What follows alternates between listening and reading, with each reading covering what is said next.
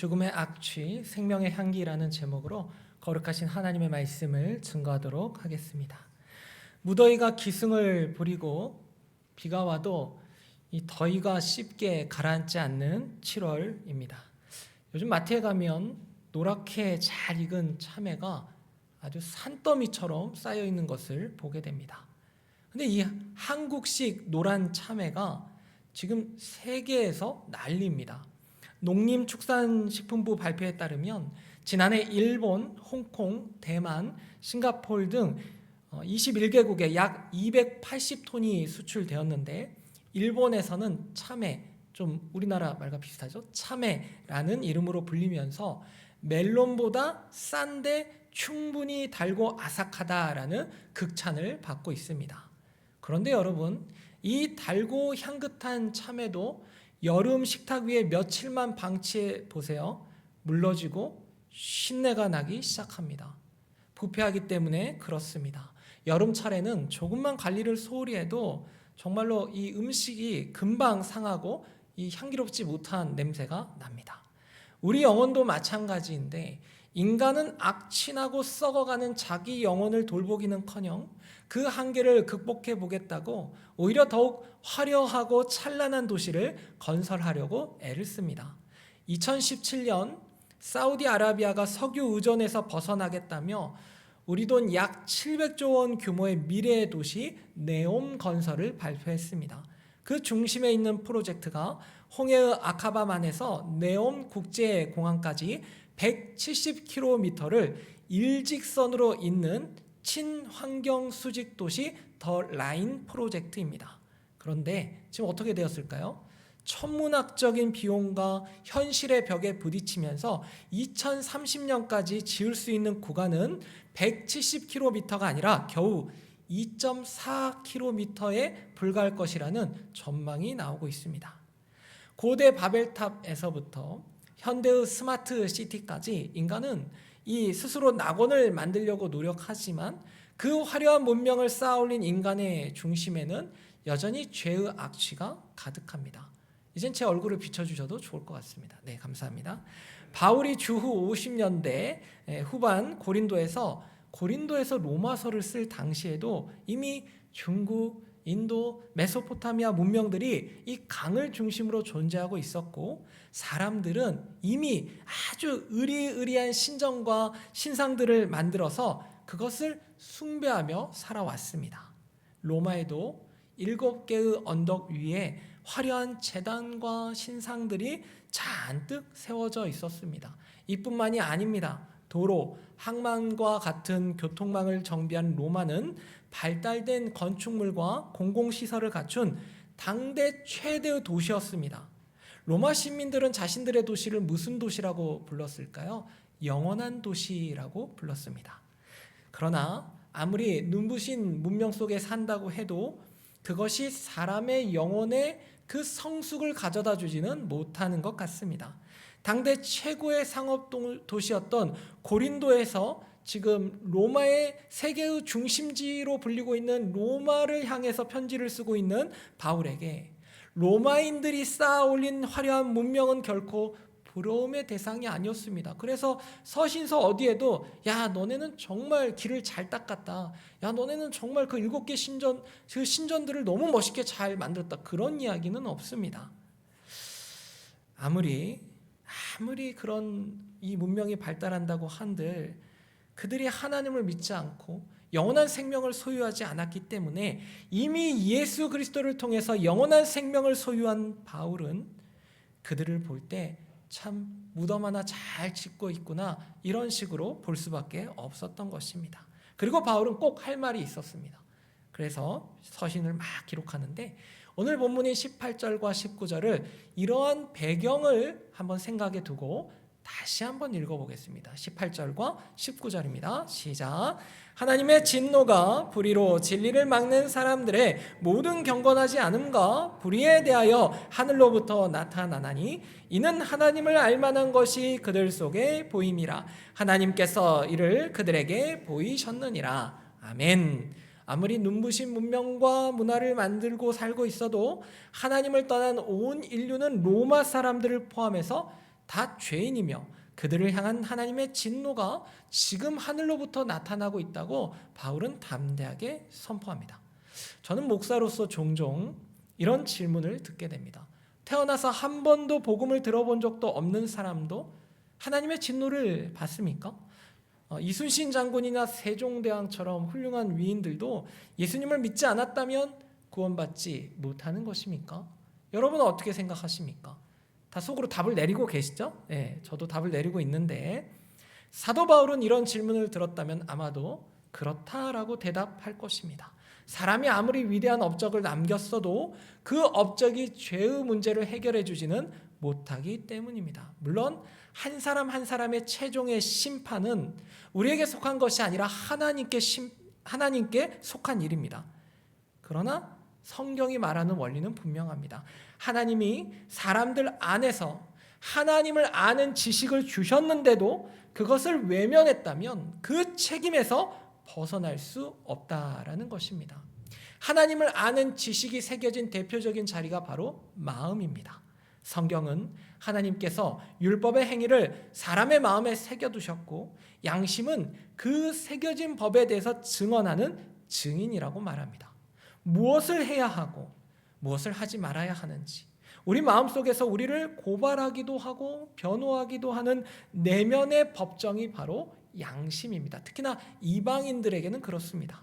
따라서 양심의 소리를 억누르고 외면하는 것은 곧 마음에 새겨진 하나님의 법을 거스르는 것입니다. 범죄자들이 잡히고 나서 고개를 숙이면서 하는 말이 뭡니까? 목이만한 소리로 잘못했어요. 이렇게 이야기하지 않습니까? 방금 들으셨습니까? 네, 잘못했어요. 이렇게 얘기를 하죠.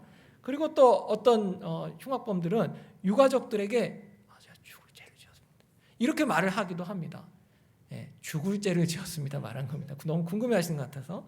여러분 다 그렇지는 않아요. 그런데 많은 범죄자들이 포토라인에 서서 기자들의 질문에 그렇게 당당하게 이렇게 대답하지 못합니다. 조금 바뀌었죠. 요즘은 그렇게 하는 사람도 간혹 있지만 이렇게 생각하시면 됩니다. 그 자리에서 당당하게 말하는 사람은 양심이 죽은 겁니다.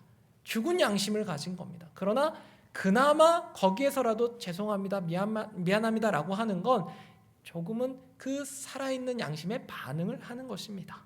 바울은 로마서 2장에서 이방인들의 양심에 대해서 뭐라고 말하는지 조금만 넘어가서 로마서 2장 15절에서 한번 찾아보겠습니다. 바울은 이방인들의 양심에 뭐라고 말을 할까요? 그것에 대해서 이렇게 말을 합니다.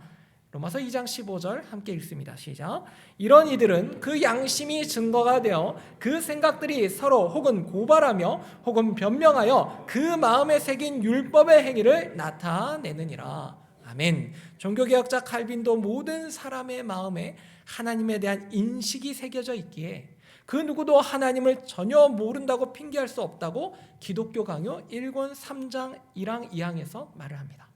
비록 십자가의 복음을 이렇게 직접 듣지 못했다 할지라도 하나님은 대자연의 웅장함 속에 그리고 우리 마음 가장 깊은 곳에 하나님을 아는 지식을 선명하게 새겨 두셨습니다. 그리고 양심은 그 새겨진 지식을 끊임없이 증언하는 것입니다. 하나님은 알려주시지도 않은 것을 가지고 심판하시는 그런 분이 아닙니다. 분명히 알게 하셨는데도 애써 무시하고 외면하는 것, 바로 그것에 대한 책임을 물으시는 것입니다. 이 증언들 앞에서 자유로운 인간은 없습니다. 자, 반대로 이 양심이 한번 생각해 봅시다. 하나님 앞에서 늘 깨어 있으면 어떻게 될까요? 요셉이 이런 것들을 보여주는데 보디발의 아내가 유혹하자 요셉이 뭐라고 말합니까? 내가 어찌 이 큰 악을 행하여 하나님께 죄를 지으리까? 하나님의 살아계심을 믿는 요셉의 양심은 언제나 요셉으로 하여금 하나님을 의식하게 했습니다. 노예 신분으로는 주인집 안방마님의 요구를 거절하기가 결코 쉽지 않은 상황이었음에도 요셉은 자신의 몸과 영혼을 하나님 앞에서 깨끗하고 순결하게 지켰습니다.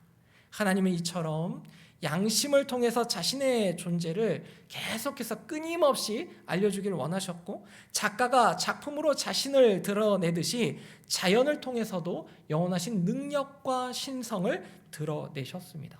따라서 인간은 자연 만물을 통해서 하나님의 존재와 능력을 알기 때문에 핑계를 댈 수 없을 만큼 분명한 증거를 이미 자연과 마음에 새겨진 하나님의 지식으로 받은 것입니다. 그런데도 계속해서 하나님을 부인하는 인간은 하나님의 진노를 피할 길이 없습니다. 하나님을 부인하고 무시하는 이 죄가 구체적으로 어떤 모습으로 나타나는지 바울은 18절에서 아주 명쾌하게 보여줍니다. 18절을 다시 한번 읽어보겠습니다. 18절입니다. 시작. 하나님의 진노가 불의로 진리를 막는 사람들의 모든 경건하지 않음과 불의에 대하여 하늘로부터 나타나나니. 아멘. 18절을 자세히 보시면 바울은 지금 죄의 종류를 두 가지로 나누고 있습니다. 모든 경건하지 않음을 불경건이라고 할 수 있습니다. 불경건은 하나님께 잘못한 것이며 하나님을 하나님답게 대접하지 않은 것을 말합니다. 하나님을 사랑하지 않고 하나님께 감사하지 않고 하나님을 영화롭게 하지 않는 것이 불경건이라면, 불의는 다른 사람에게 잘못한 것을 말합니다. 사람을 사람답게 대접하지 않고 사람들에게 온갖 형태의 잘못을 범하는 것을 불의라고 하는 것입니다. 불의는 불경건의 열매이기도 한데, 하나님을 향한 마음이 먼저 무너지면 결국에는 사람을 향한 태도도 무정하게 된다는 말입니다. 이걸 우리 가정으로 옮겨서 한번 설명해 보겠습니다. 잘 대답하셔야 합니다. 어려운 문제가 아닙니다. 일반적인 가정이라면 부모님은 자녀들이 잘 되기를 바라고 자녀들에게 삶의 지침을 전수해 줄 것입니다. 친구와는 어떻게 지내라? 친구와는 사이좋게 지내라. 어른들을 보면 항상 바르게 무엇해야 된다. 무엇이죠? 바르게 감사합니다. 인사해야 한다. 그리고 차를 건널 때는 반드시 무슨 불에? 초록불에 건너야 한다. 여러분 가운데 혹시 자녀들이나 손주들에게 꼭 빨간불에 건너야 돼, 이렇게 말씀하시는 분 계십니까? 없으실 겁니다. 초록불에 건너야 한다. 그런데 만약 자녀가 부모를 너무 싫어해요, 너무 증오해요, 그러면 이 자녀가 부모의 말을 듣지 않을 겁니다. 어떨 때는 부모가 말하는 것에 정반대로만 행동을 하게 될 것입니다. 친구와 사이좋게 지내지 않고 때리고, 어른들 보면 흘려보고 인사하지 않고, 차를 건널 때는 빨간불 신호에만 건넙니다. 그러니까 부모가 하지 말라는 것만 골라서 한다라는 것이죠. 자녀가 부모를 사랑하지 않고 부모의 말을 듣지 않는 불경건한 마음을 가지고 살아갈 때 결국 불의한 일들을 하고야 마는 것입니다. 부모를 미워하는 자녀가 이렇게 엇나가듯이 하나님을 알지 못하고 하나님에 대한 적대적인 마음을 품게 되면 사람이 불의해집니다. 이것은 비유가 아니라 지금 세계 곳곳에서 벌어지고 있는 현실입니다. 실제로 요즘 부모를 공경하지 않고 대적하는 자녀들의 이야기를 뉴스에서 심심치 않게 보게 됩니다. 그런데 피조물인 인간이 창조주 하나님을 대적하는 일은 그보다도 훨씬 크고 참혹한 비극으로 결과가 나타나죠. 2026년 6월 22일 새벽이었습니다. 나이지리아 플레토주의 한 기독교 마을에 무장 세력이 들이닥쳤습니다. 이들은 주민들이 잠든 새벽 2시를 노려서 마을을 포위했고, 주민들이 외부에 구조 요청을 하지 못하도록 통신망까지 미리 차단한 뒤에 무차별적으로 총격을 가했습니다. 이 공격으로 마을 교회를 섬기던 목회자를 포함해 기독교인 28명이 지난달 6월 22일에 목숨을 잃었습니다.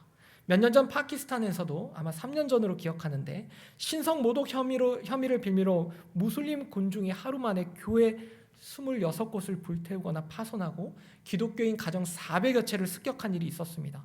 지금 이 순간에도 전 세계 약 3억 8,800만 명의 기독교인이 신앙 때문에 박해에 직면하고 있습니다. 우리나라도 예외가 아니었습니다. 조선시대에는 신앙을 지키다가 순교한 수많은 믿음의 선배들이 있었고, 일제강점기에는 신사참배를 거부하다가 감옥에서 순교한 주기철 목사님 같은 분이 계셨으며, 6.25 전쟁 때는 전쟁과 박해의 소용돌이 속에서 수많은 성도가 목숨을 잃었습니다. 그러면 이게 과거의 일입니까? 그렇게 끝났습니까? 요즘 우리 주변에 어떻습니까? 신앙인들이 많이 보이십니까? 조금만 관심을 가지고 돌아보면 인터넷 댓글창에 쏟아지는 조롱과 교회를 향한 냉소, 기독교는 더 이상 필요 없다라는 목소리를 우리는 쉽게 접할 수가 있습니다. 형태만 다를 뿐 하나님을 자기 삶에서 몰아내려는 마음은 어느 시대, 어느 나라에나 있습니다. 그렇다면 인간은 왜 이렇게까지 하나님을 밀어내려고 할까요? 그 뿌리가 에덴 동산에 있습니다. 여러분 태초의 에덴 동산을 생각해 보십시오. 완벽한 낙원이었습니다. 거기에는요 세금이 없습니다. 놀랍지 않으십니까? 공과금이 없습니다. 여러분 통행료 미납 고지서가 없어요. 제가 2-3주 전에 받았는데 이 통행료 돈 내는 게 제일 아깝습니다. 여러분 모든 것이 공짜였습니다. 낙원에서. 그런데 하나님이 만들어주신 모든 것을 누리면서도 감사할 줄 몰랐던 아담과 하와는 하나님의 말씀을 어기고 하나님과 같은 능력을 얻으려고 했던 것 같습니다. 그들은 하나님의 왕권을 인정하지 않고, 그리고 에덴을 자신들의 통치 영역으로 삼고 싶었는지도 모르겠습니다.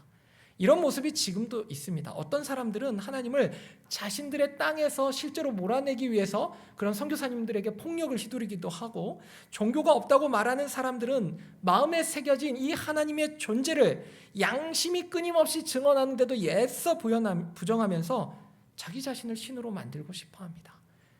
돈과 성과 오라, 성공에 매인 인간들도 하나님의 자리를 인정하지 않으려고 안간힘을 쓰는데, 요즘 인간들이 손에 드는 것이 무엇입니까? 손을 대는 것이 마약입니다. 여러분 마약이 이제 2만 원대로 내려왔습니다. 예전에는 값이라도 너무 비싸가지고 쉽게 접할 수가 없었는데 지금은 한두 알은 뭐 몇만 원이면 그냥 쉽게 구할 수 있다라고 합니다. 자, 이런 인간들을 자꾸만 하나님을 몰아내려고 하고 불경건하고 불의한 일들을 하는 이런 모습들 보고 하나님 가만히 계십니까? 아닙니다. 하나님은 계속해서 신호를 보내고 계십니다. 의사가 환자의 증상을 보고 병을 진단하듯이 말입니다. 자, 보통 병이라고 하면 우리는 두 가지를 생각해야 합니다. 간이 부었다든지 철분이 결핍되었다든지 종양이 생겼다든지 하는 것은 병의 원인이지만 눈에 잘 보이지 않습니다. 그런데 다른 병은 어떻습니까? 예를 들어서 배가 더부룩하고 또 설사를 자주 한다든지 혈압이 오르고 체중이 빠지고 몸에서 열이 나는 것처럼 증상이 보이는 병들이 있습니다. 우리 몸에서 나타나는 병의 증세는 질병을 이렇게 진단하는 아주 중요한 단서가 되는데, 실력 있는 의사는 배가 아프다고 무조건 소화제를 주거나 진통제를 주지 않고 그 증상을 다 들어본 다음에야 주사를 놓든지 약을 주든지 하는 것입니다. 그런데 반대로 증상을 무시하면 어떻게 됩니까? 자, 한번 잘 들어보십시오. 요즘 아침마다 편두통이 찾아온다. 한번 체크를 해보십시오. 이게 처음엔 좀 참을만 했는데 시간이 갈수록 두통이 심해진다. 혹시 여러분 가운데 그런 분이 계십니까? 일단 저는 아니더라고요. 저도 한번 이게 체크를 해봤는데, 그리고 구토도 일어나고 때로는 아무 냄새도 맡을 수가 없다. 혹시 이런 증상이 있으면 바로 병원에 가셔야 됩니다. 어쩌면 뇌종양을 알리는 신호일 수도 있다라고 합니다. 제가 의사는 아니니까 그래도 이런 것들을 기사에서 보면 한 번씩 체크를 해보지 않습니까? 그런데도 자꾸만 무시하면 어떻게 됩니까? 아니 나는 괜찮겠지. 잠깐 머리 아픈데 그 예전에도 그랬어. 내가 구토를 했는데 그 예전에도 그랬어. 좀 참자. 그러면 여러분 이것이 자꾸 어떤 근거 없는 자신감으로 버티다가는 자칫 돌이킬 수 없는 후회를 부르게 되는 것입니다. 자, 하나님은 우리의 죄를 불경건과 불의로 나누시고 자꾸만 하나님을 자신들의 마음에서 쫓아내려는 인간들에게 경고의 신호를 보내고 계시는데 이걸 잘 깨닫지 못하고 살아간다라는 거죠. 자, 이 신호를 20절에서 읽어보겠습니다. 하나님이 주시는 신호입니다. 20절입니다. 시작. 창세로부터 그의 보이지 아니하는 것들 곧 그의 영원하신 능력과 신성이 그가 만드신 만물에 분명히 보여 알려졌나니 그러므로 그들이 핑계하지 못할지니라. 아멘. 하나님이 인간 안에 심어 놓으신 아주 정교한 표지판을 찾아낸 사람이 있습니다. 인간의 DNA 지도를 완성한 세계적인 과학자 프랜시스 콜리스입니다.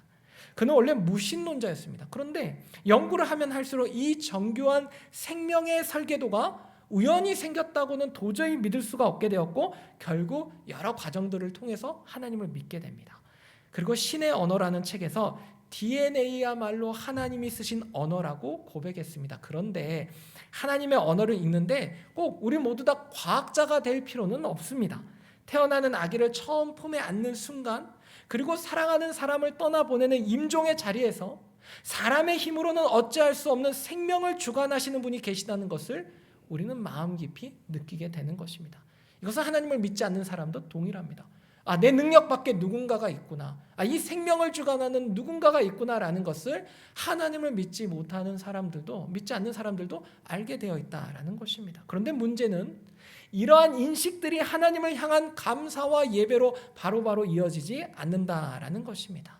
오늘 본문 21절부터 23절까지를 천천히 한번 읽어보겠습니다. 21절부터 23절까지 말씀입니다. 시작. 하나님을 알되 하나님을 영화롭게도 아니하며 감사하지도 아니하고 오히려 그 생각이 허망하여지며 미련한 마음이 어두워졌나니 스스로 지혜 있다 하나 어리석게 되어 썩어지지 아니하는 하나님의 영광을 썩어질 사람과 새우와 짐승과 기어다니는 동물 모양의 우상으로 바꾸었느니라. 아멘. 21절에 허망하다라는 것은 헬라어로 마타이오라고 하는데 이 성경에서는 우상 숭배와 바로 연결되는 단어입니다. 우리 한번 예레미야 2장 5절을 찾아보도록 하겠습니다. 이사야에서 다음에 예레미야 2장 5절을 한번 찾아서 한번 좀 읽어보겠습니다. 허망하고 헛된 것을 따라간 이스라엘 백성들을 어떻게 표현하는지 다 같이 좀 찾아서 읽어보겠습니다. 제 성경책으로는 구약 1051페이지입니다. 충분히 찾을 시간을 드리겠습니다. 찾으셨으면 예레미야 2장 5절의 말씀을 한번 함께 읽도록 하겠습니다. 시작. 나 여호와가 이와 같이 말하노라. 너희 조상들이 내게서 무슨 불의함을 보았기에 나를 멀리하고 가서 헛된 것을 따라 헛되이 행하였느냐. 아멘. 예레미야 2장 5절에서 이스라엘이 하나님을 멀리하고 헛된 것, 곧 우상을 쫓더니 그들 스스로 헛되이 행하였다고 합니다. 사람은 자기가 섬기는 것을 닮아가게 되어 있습니다. 헛된 우상을 숭배하는 자는 헛된 사람이 되고 참되신 하나님을 예배하는 사람은 참된 사람이 되어갑니다. 죄를 지은 인간은 자기 스스로는 지혜롭다고 말하지만 오히려 점점 미련해져서 하나님의 자리에 썩어질 사람을 올려놓고 각종 우상으로 채워넣기에 바쁩니다. 여러분, 우상이 뭡니까? 여러분 가운데 눈에 보이는 신상 앞에 혹은 아침마다 달마 그림 앞에 절하는 사람은 없을 것입니다. 없을 겁니다. 그러나 마음속의 우상은 지금도 많은 하나님의 자녀들을 괴롭히고 있습니다. 무엇이든지 우리 삶에서 하나님의 자리를 차지하는 것이 있다면 그것이 바로 우상입니다. 개인적인 욕심도, 목표도, 집념도, 심지어 어떤 순간에는 열정도 우상이 되어버릴 수가 있습니다. 요즘 금값이 연일 최고치를 경신하면서 MZ세대 사이에 콩알금이라는 게 유행합니다. 0.5g, 1g짜리 콩알만한 순금을 돈이 생길 때마다 하나씩 이렇게 사서 모으는 겁니다. 이 골드바는 너무 크고 부담스러우니까 콩알만한 금이라도 모으면서 SNS에 인증하는 문화가 생겼습니다. 한 설문조사에서는 젊은 사람 10명 중에 7명이 절약과 재테크에 높은 관심을 보인다고 합니다. 이게 나쁜 겁니까? 이게 나쁜 거는 아니죠. 저는 삶의 또 지혜라고 봅니다. 그런데 문제는 왜 하필 콩알만한 것이라도 금을 자꾸 사냐 이 말입니다. 사람들이 불안할수록 금을 삽니다. 금은 변하지 않으니까요. 썩지 않으니까요. 그런데 여러분, 금은 진짜 안 썩습니까? 안 썩습니까? 네, 안 썩습니다. 이렇게 말씀드리면 썩나요? 이러실 것 같은데 과학적으로는 맞습니다. 금은 녹슬지 않고 부식되지도 않는 아주 안정된 금속입니다. 그래서 사람들이 금을 사는 거죠.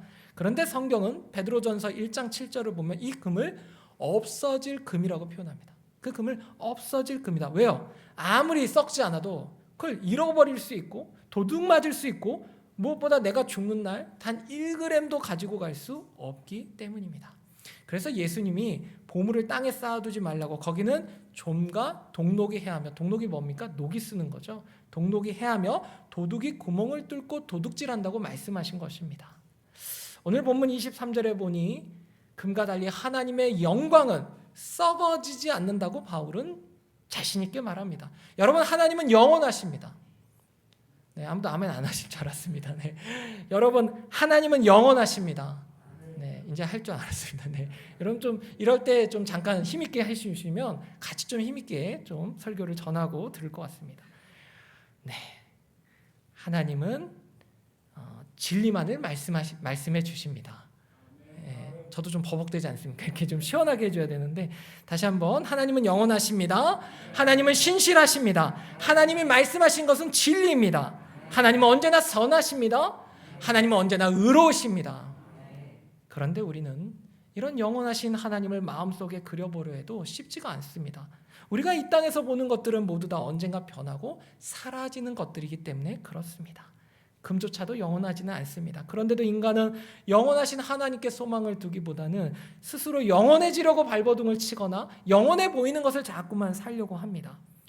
이 바다에 홍해파리라는 생물이 있습니다. 이 해파리는 다 자란 성체가 되었다가도 위기가 오면 다시 어린 폴립 상태로 되돌아갑니다. 노화를 거꾸로 되돌리는 겁니다. 이론상으로는 죽지 않는다고 해서 영생 해파리라고 불립니다. 과학자들이 인간의 노화를 늦출 비밀을 찾겠다고 이 손톱만한 해파리를 연구하고 있습니다. 그런데 이 해파리요, 스트레스 받고 금방 죽어버립니다. 그러니까 자연사 하는 건 보기 힘듭니다. 천적도 많고요. 이런 경우가 있는데, 인간이 얼마나 안 늙고 싶고 안 죽고 싶고 안 썩고 싶은지를 보여주는 그런 장면들이 우리 주변에 많습니다. 하나님은 인간을 흙으로 돌아가게 하셨지만 인간은 자꾸만 썩지 않으려고 합니다. 썩는다는 것은 유한하다는 것이며 유한하다는 것은 한계가 있다는 것입니다. 이 한계를 인정하고 영원하신 하나님께만 소망을 두며 이 땅을 살면 유한한 것들에서 나는 악취를 더 잘 맡을 수 있게 됩니다. 담배 냄새가 역겨워지면 담배를 멀리하게 됩니다. 술 냄새가 역겨워지면 술자리를 멀리하게 됩니다. 마찬가지로 내 안에서 풍기는 죄의 냄새가 역겹게 느껴지기 시작하면 그 더러운 기질과 습관들을 멀리하게 되는 것입니다. 가만히 보면 우리가 사는 세상에는 참 다양한 냄새들이 있습니다.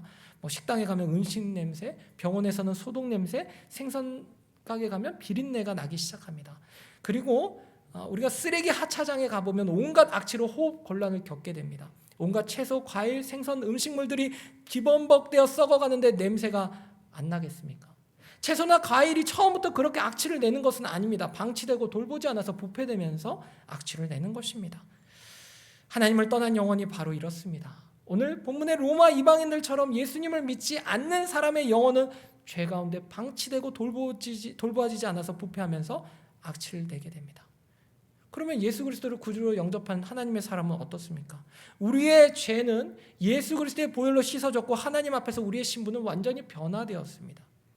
그래서 처음 믿었을 때는 누구보다 예수님을 모신 감격과 기쁨으로 살고 그 기쁜 소식을 자기 혼자만 지닐 수 없어서 막 표현하려고 애를 씁니다. 전도한다는 것이죠. 그런데 우리가 계속해서 복음으로, 말씀으로, 기도로 살지 않으면 자꾸 쓰레기장같이 죄가 가득한 곳을 서성이게 되는 겁니다.